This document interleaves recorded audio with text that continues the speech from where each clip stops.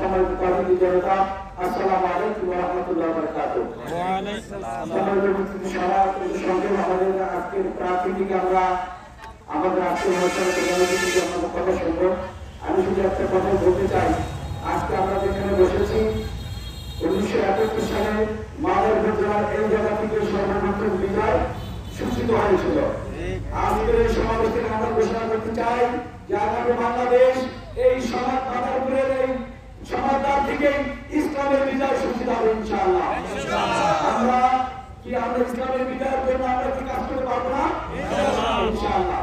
এদেশে যখন 1971 সালে যুদ্ধ হয়েছিল, এই দেশ যখন স্বাধীন হয়েছিল, এদেশের আমার মৃত্যু জনতা সমস্ত মানুষ তখন এই দেশ স্বাধীনতার মুক্তির জন্য, এই দেশ স্বাধীনতার জন্য, এদেশের মানুষের মুক্তির জন্য সংগ্রাম করেছিল।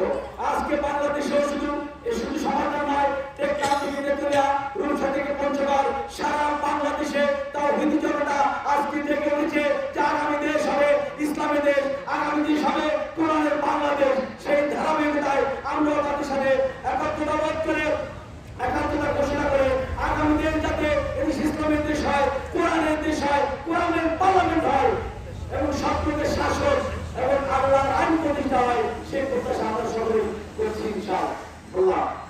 সাথে বন্ধুগণ, আজকে সারা বাংলাদেশ ইসলামের জয় সূচিত হচ্ছে।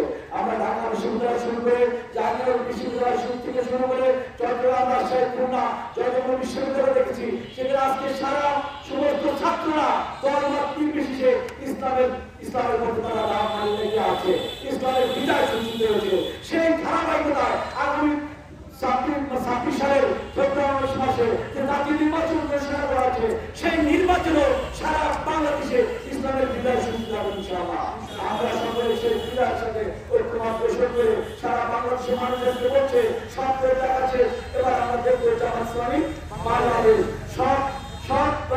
সবকিছু শেষ এবং আগামী পার্লামেন্ট হবে ইসলামের পার্লামেন্ট। এই প্রত্যাশা রেখে সকলে সুস্বাস্থ্য কামনা করে সকলে আমরা আগামী দিনগুলোতে ইসলামের পক্ষে থাকবো, কোরআনের পক্ষে থাকবো, মানুষের ন্যায্য অধিকার ফিরে করতে থাকবো। মানুষের ভাগ্যটা একমাত্র কোরআনের মাধ্যমে সম্ভব, একমাত্র আল্লাহ আলমের বিধানের মাধ্যমে এদের সাথে প্রতিষ্ঠা সম্ভব।